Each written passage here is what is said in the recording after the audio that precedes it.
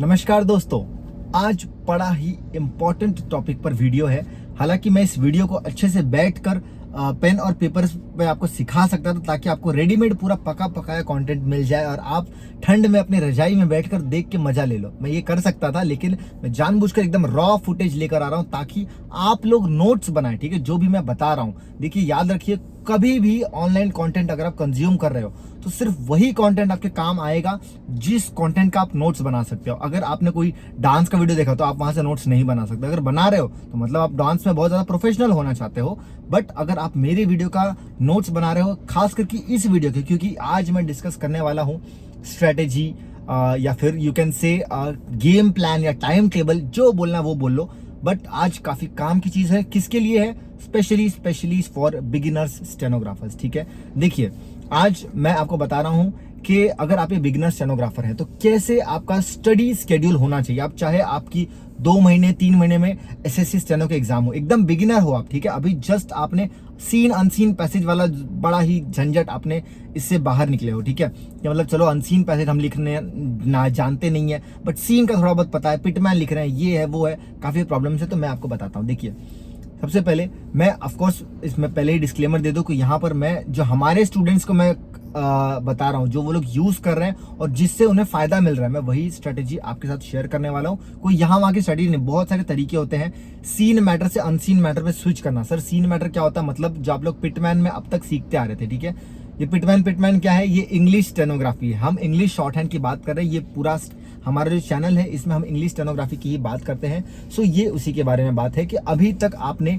Basic short hand सीखा। ठीक है, आपने एक पैसेज देखा, उसकी प्रैक्टिस की और प्रैक्टिस करने के बाद में आप उसका डिक्टेशन लेके आगे बढ़ गए। ये नॉर्मल तरीका था। लेकिन अब आपको कहाँ जाना है? अब आपको लेना है अनसीन मैटर्स, जो कि कैलाश चंद्र के मैटर्स, प्रोग्रेसिव के मैटर्स या कुछ और हायर लेवल के मैटर्स। ठीक है, तो ये आपको करना है। सबसे पहले ध्यान दो कि आप अगर एक कॉलेज स्टूडेंट हो या जिसके पास पूरा का पूरा टाइम, या फिर कोशिश करो कि अगले 1 से 2 महीने 24 आवर्स, मतलब पूरा दिन खाली निकाल लो शॉर्ट हैंड में स्पीड बढ़ाने के लिए। क्योंकि ये तभी पॉसिबल होगा कि जब आप एकदम डेडिकेशन के साथ में 1-2 महीना लग कर करोगे, तभी हो पाएगा। वरना 4-5-6 महीना आराम से स्पीड बढ़ाने में भी चला जाएगा, जो पूरी इंडिया कर रही है, जो मैक्सिमम सभी स्टेनोग्राफर्स यही कर रहे हैं कि 5 से 6 महीना 8 महीना लगा रहे स्पीड बढ़ाने में।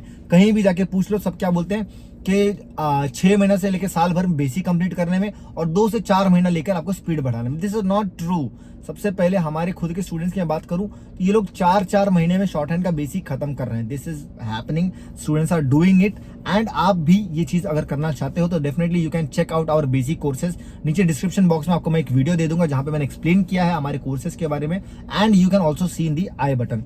अब बात करें बिगिनर स्टेनोग्राफर्स की, तो बिगिनर स्टेनोग्राफर्स ने सबसे पहले पिटमैन से यहाँ पर आए, अब उनको जाना है स्पीड बैच में या फिर स्पीड डिक्टेशंस लिखना है। सो सुबह सबसे पहले क्या करना? सुबह आप उठे, ठीक है, अब तो आपका एग्जाम क्वालिफाई हो गया। ये मैं अज्यूम करो कि एसएससी सीबीटी आपने क्रैक कर लिया है, या कोई भी जो आपका एग्जाम है DSSS सीआरपीएफ, उसका आपने प्री क्वालिफाई कर लिया है। ठीक है, या तो फिर आपको पता है कि भाई प्री कैसे क्वालिफाई करते हैं, वो आपको आता है।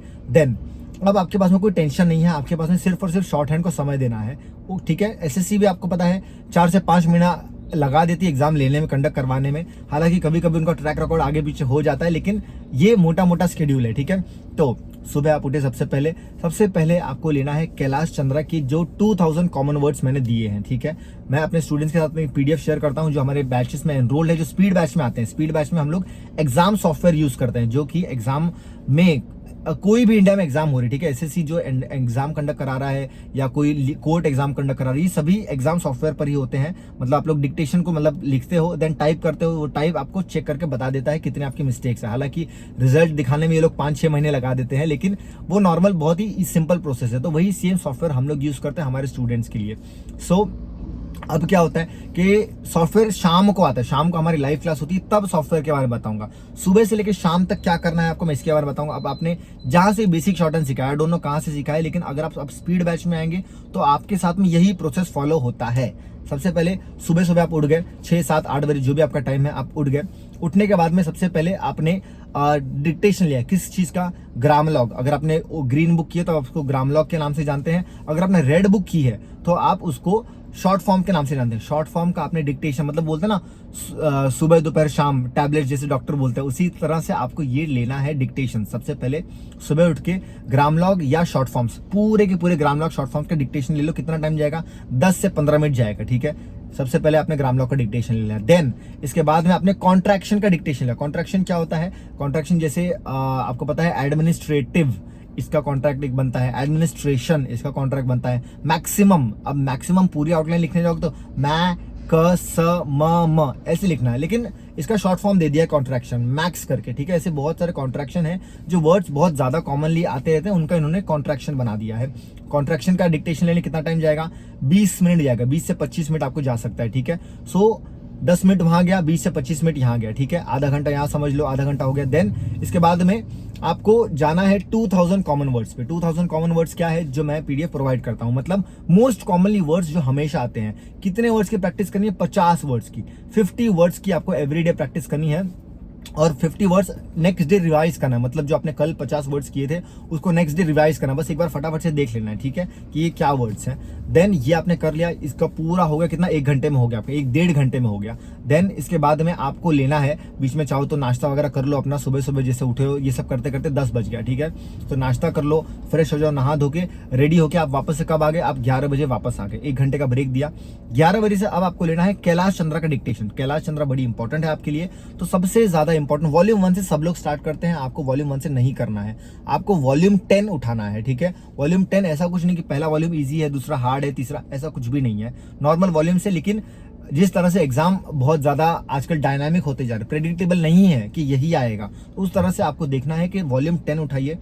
आपको वहां पे पता है कैलाश चंद्र कैसा रहता है, राइट साइड में पूरा का पूरा पैसेज इंग्लिश में लिखा है, लेफ्ट साइड में उसका शॉर्ट हैंड की आउटलाइंस लिखी है। तो आपने, अगर आपको सीन अच्छा लगता है, पहले तो सबसे पहले मैं बोलूंगा सीन का आदत डालना छोड़ दो। सीन कुछ होता ही नहीं, सीन आपने पिटमैन में जब तक किया तब तक किया, अब सीन कुछ है ही नहीं, there is nothing like seen passages, ठीक है। सीन छोड़ दो। कैलाश चंद्रा का आपने वॉल्यूम 10 से लेके पहली एक्सरसाइज ली, ठीक है। एक्सरसाइज देखो, जाओ यूट्यूब पे डिक्टेशन डालो Kailash Chandra volume 10 exercise number ये, और उसमें जो भी एक्सरसाइज में ट्रांसक्रिप्शन बोलते हैं, तो जो भी ट्रांसक्रिप्शन है उसको, आपकी स्पीड कितनी होगी? अभी आपकी स्पीड 60 होगी। हालांकि जैसे जो बच्चे हमसे बेसिक सीखते हैं उनका जब शॉर्ट हैंड खत्म होता है, जब पिटमैन की बुक खत्म होती है, तो उनकी 70 वर्ड पर मिनट के आसपास उनकी स्पीड होती है। तो अगर आपकी 70 नहीं है, 60 भी है, तो आप 60 की स्पीड पे उस पैसेज का डिक्टेशन ले लीजिए, ठीक है। अगर 100 की स्पीड पे मिल रहा है तो उसको स्पीड कम करके 0.75x कर सकते हो। ये करने से आपको बेनिफिट मिलता है कि स्पीड अपने आप कम हो जाती है। अगर आपको 80 वर्ड पर मिनट का पैसेज मिल रहा है, ठीक है, आपको 60 का नहीं मिल रहा है, 80 का मिल रहा है, तो उसकी स्पीड आप कम कर लीजिए और उस डिक्टेशन को लिख लीजिए, ठीक है। एक और आपको मैंने तरीका बता दिया, जो बच्चे बहुत कम जानते हैं, बहुत कम लोग इसको यूज करते हैं, आप उसकी स्पीड कम करके अपने आप उसका डिक्टेशन ले लीजिए। देन एक दिन में एक डिक्टेशन को मास्टर करना है। कितने वर्ड्स होते हैं? 840 वर्ड्स, ठीक है, या 800 वर्ड्स पकड़ लो, 800 वर्ड्स होते हैं एक डिक्टेशन में, ठीक है। कभी कभी किसी किसी में 1000 वर्ड्स भी मिल जाते हैं आपको। तो ये 800 वर्ड्स का सबसे पहले आपने कुछ नहीं देखना है, मैटर की पहले प्रैक्टिस मत करो। आप पिटमैन छोड़ दो, पिटमैन की आदत मत यहाँ लेकर आओ, वरना बहुत दिक्कत होने वाली है। पिटमैन को छोड़ दो, आपने डायरेक्टली डिक्टेशन लिखना स्टार्ट किया। जो भी आपकी स्पीड है उसमें आपने डिक्टेशन लिखा।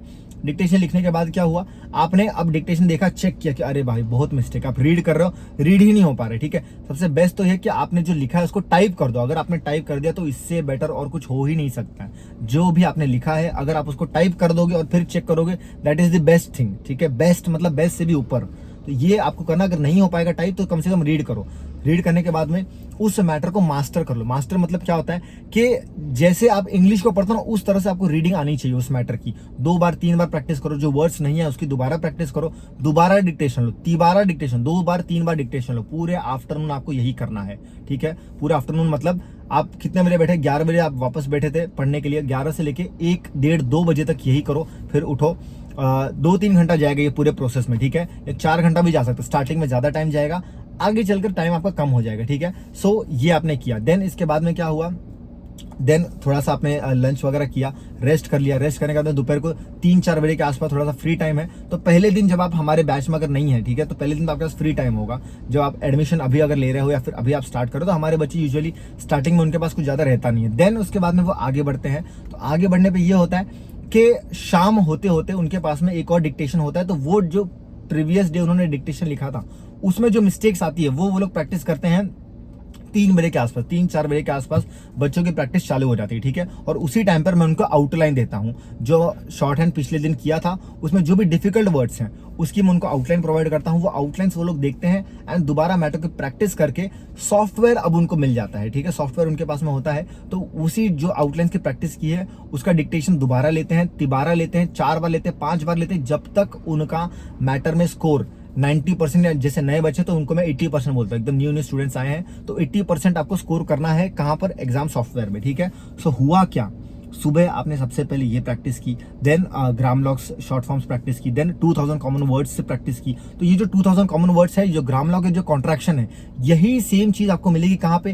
कैलाश चंद्रा में। वहां पे आपने प्रैक्टिस की, फिर कैलाश चंद्र की आपने प्रैक्टिस की, फिर वहां से आप शाम होते तक जो कल का मैटर था, हालांकि पहले दिन नहीं होने वाला है, बट जो कल का मैटर था उसमें जो मिस्टेक्स है उसकी भी आउटलाइंस आपको मिल चुकी है। अब उसकी आपने प्रैक्टिस की, प्रैक्टिस करने के बाद में उसका आपको मिला मैटर मिला, उसने आपको रिपीट किया, तो ये सभी चीजें हो रही है। देन ऐसे करते करते करते शाम हो जाती है। शाम को 8 बजे आप क्लास में लाइव आते हैं। लाइव क्लास में अगेन आपके साथ में होता है magic.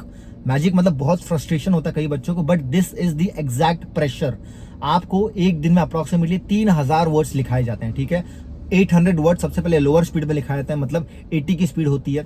Then 1000 words same matter के 1000 वर्ड्स सेम डिक्टेशन का आपको हायर स्पीड पे लिखवाया जाता है। इसमें 800 वर्ड्स तो पुराने हो गए जो अभी आपने लिखे हैं, प्लस 200 वर्ड्स आपको हायर स्पीड पे लिखना रहता है। देन ये आपने लिखा, देन 5 मिनट का आपको ब्रेक मिलता है। देन लीगल डिक्टेशन भी लिखवाई जाती है। यस, लीगल डिक्टेशन में 10 से 20% वर्ड्स ही लीगल के रहते हैं, बाकी पूरा का पूरा पैसेज जनरल मैटर्स से ही बना रहता है। तो यहाँ पर आपने 500 वर्ड्स पर अगेन लोअर स्पीड पे लिखा, 500 वर्ड्स पे आपने हायर स्पीड पे लिखा। कितने हो गए?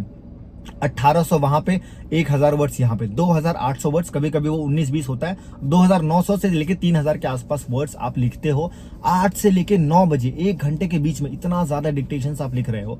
देन इसके बाद में आप लोग को भेज दिया जाता है कि अब आपके आईडी पे डिक्टेशंस अपलोड हो गई हैं। आपको डिक्टेशन दोबारा नहीं लेना, क्योंकि आपने लाइव क्लास में वो प्रेशर, वो जो एग्जाम एनवायरनमेंट है वो आपने देख लिया, वो विटनेस कर लिया। डिक्टेशन नहीं लेना दोबारा। अब क्या करना है? आपको बस ट्रांसक्रिप्शन करना है। ट्रांसक्राइब करोगे, सॉफ्टवेयर बड़ी ही क्रूर तरीके से आपको चेक करके बता देगा कि कहाँ कहाँ आपकी मिस्टेक्स थी, ठीक है। तो अब इन मिस्टेक्स की आपने कर ली प्रैक्टिस। अगले दिन जो मैंने बताया वही वाला शेड्यूल फॉलो करना है। तो इन मैटर की आउटलाइंस आपको मिल गई, वो आउटलाइंस आपने प्रैक्टिस की और आप डिक्टेशंस दोबारा लिखने आ गए क्लास में। तो ये पूरा हफ्ता प्रैक्टिस करना है, मंडे से लेके फ्राइडे सैटरडे तक आपको ये पूरा शेड्यूल फॉलो करना है। देन संडे को जो छुट्टी रहती है, छुट्टी के दिन मंडे से लेके सैटरडे तक के सभी मैटर्स दोबारा लेने, दोबारा कोशिश करने की सभी मैटर्स में 80% से अबव स्कोर आ जाए। 10 दिन, 15 दिन, 20 दिन यही स्ट्रेटेजी फॉलो करो। अगर इसमें चलो मान लो अगर आप स्पीड बैच में नहीं भी आ रहे हो, फिर भी ऐसा कोई दिक्कत नहीं कि स्पीड बैच से ही आपका काम होगा। अगर आप चाहते हो कि नहीं स्पीड बैच में एनरोल करना है, नहीं मुझे एग्जाम सॉफ्टवेयर पे करना है, मुझे खुद ही करना है, तो डेफिनेटली आप यहाँ पे क्या कर सकते हैं कि सुबह जो कैलाश चंद्र का मैटर आपने प्रैक्टिस किया था उसके जगह पे अब प्रोग्रेसिव मैटर लेके आ जाओ। प्रोग्रेसिव मैगजीन एक आती है, उसके भी मैटर्स होते हैं, वहां पर भी सेम आपको इंग्लिश में मैटर लिखा रहता है और लेफ्ट साइड में उसके शॉर्ट हैंड की आउटलाइंस रहती है। तो आप प्रोग्रेसिव मैटर्स को उसको रिप्लेस कर सकते हो, ठीक है। 1 महीना आप ये करोगे, देन आपको अपने आप एक थोड़ा हैंग मिल जाएगा, आपकी स्पीड बढ़ जाएगी, हर चीज में आपकी इंप्रूवमेंट हो जाएगी। ये था आपका पूरा शेड्यूल। वीडियो को 2 बार देखिए, 3 बार देखिए और नीचे कमेंट बॉक्स में मेंशन कीजिए कि आप इसमें से कौन सी स्ट्रेटजी को फॉलो करने वाले हो, कौन सी चीज को करने वाले हो, ठीक है। I will see you guys in my another video with another strategy, with another motivation and clarity. So इस चीज को नोट डाउन कर लीजिए, अपने टाइम टेबल को फॉलो कीजिए। इंस्टाग्राम पे मुझे आप फॉलो कीजिए, वहां पे आप मुझे अपने टाइम टेबल दिखा सकते हैं। टेलीग्राम के ग्रुप का जो भी लिंक्स है सारा डिस्क्रिप्शन बॉक्स में मिलेगा। Make sure you follow me everywhere so that you are connected. किसी दिन मैं लाइव आ जाऊं, हो सकता है आपसे मैं बात कर लूं, कई सारी पॉसिबिलिटीज है। So make sure if you are in this steno field, if you are in a government job field, so you have to subscribe my channel, you have to stay connected with me, ठीक है। Bye bye, take care.